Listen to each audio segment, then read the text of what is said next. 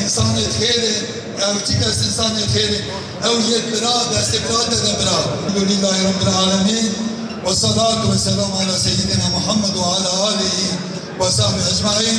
حمد وسلام خدای مزن رابی صلاة و سلام سب پیغمبر آخر زمان بی هدیه کشم حضرت محمد علیه الصلاة والسلام.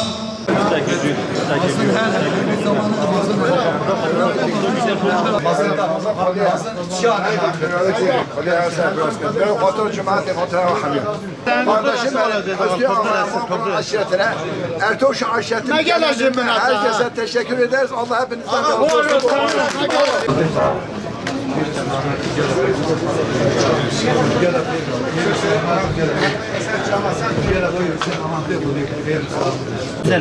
Şerefan aşiret arasında 2 aile arasında bir alacak verecek yüzünden bir kavga çıktı, bir yaralama oldu. Yaralı olan Manfurani'ydi.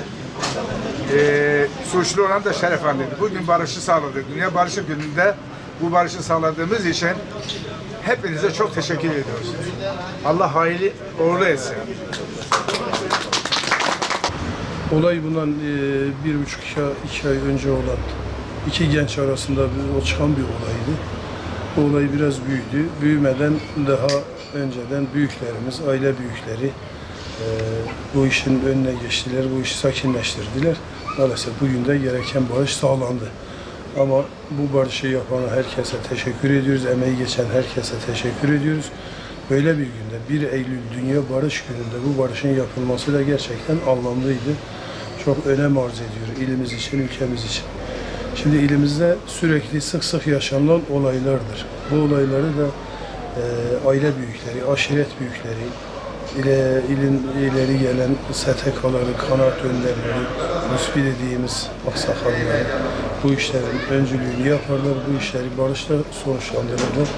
Bizlerin de temennisi budur, istediğimiz budur. Böyle çirkin olaylar yaşanmasın.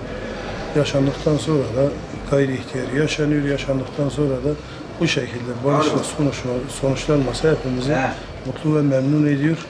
Onun için emeği geçenlere de teşekkür ediyoruz, sizlere de teşekkür ediyoruz.